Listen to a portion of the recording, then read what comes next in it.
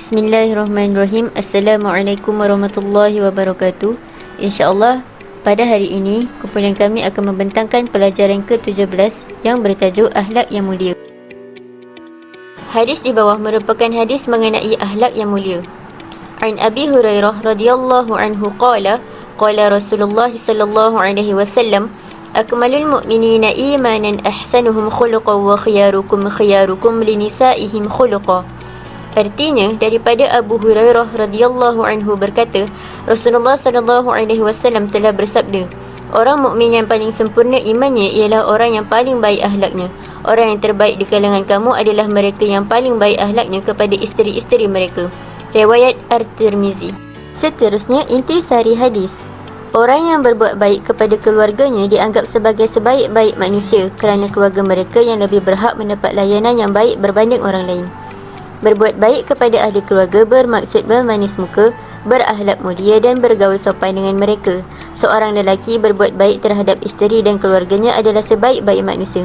Tetapi jika sebaliknya, maka dia termasuk dalam golongan yang dimurkai Allah Subhanahu wa taala dan Rasulnya sallallahu alaihi wasallam. Maksud bagi orang yang sempurna imannya. Iman yang sempurna akan menghasilkan akhlak mulia yang merupakan sebaik-baik perhiasan. Orang yang beriman memiliki akhlak yang mulia, mempunyai hati yang suci dan juga peribadi yang terpuji.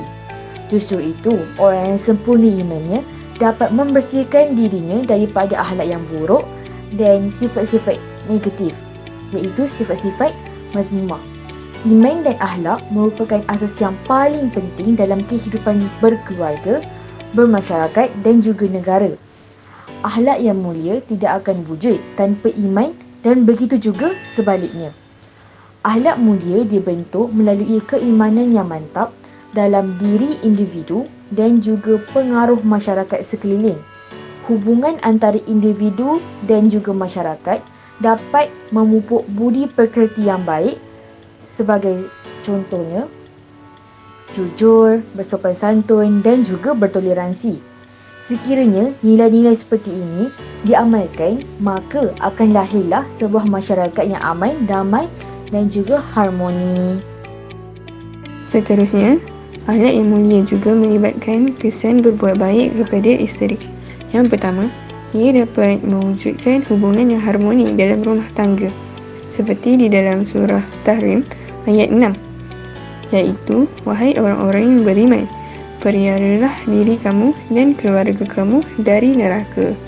Yang kedua, ianya dapat memberi motivasi kepada isteri untuk membantu suami menguruskan rumah tangga.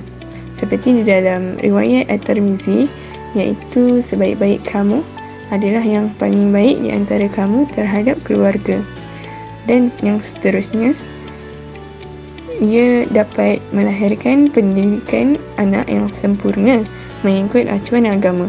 Seperti di dalam riwayat Al-Bukhari, setiap bayi dilahirkan dalam keadaan fitrah.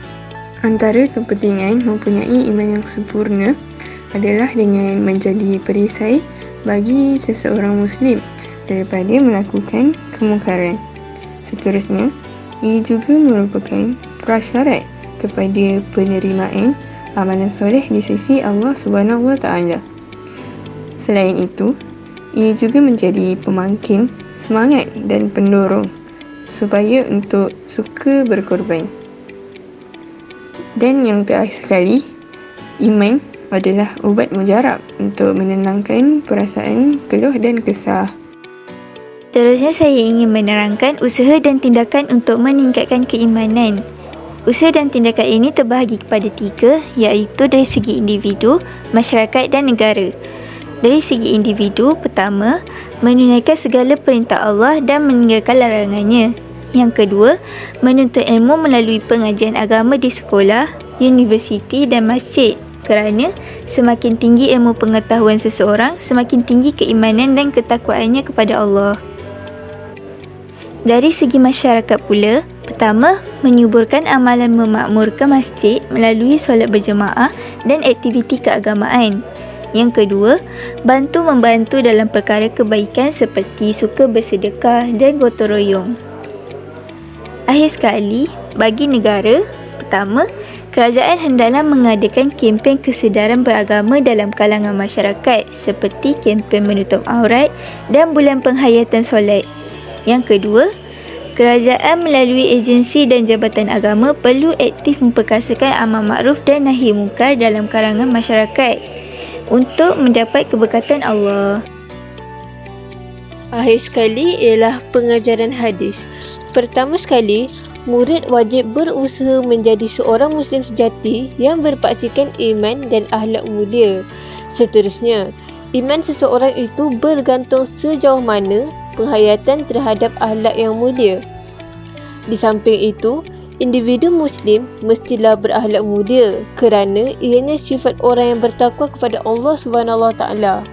Dan akhir sekali, pemimpin keluarga hendaklah membentuk keluarga yang beriman dan bertakwa melalui konsep amar makruf nahi mungkar. Sekian sahaja pembentangan dari kumpulan kami. Terima kasih dan jumpa lagi.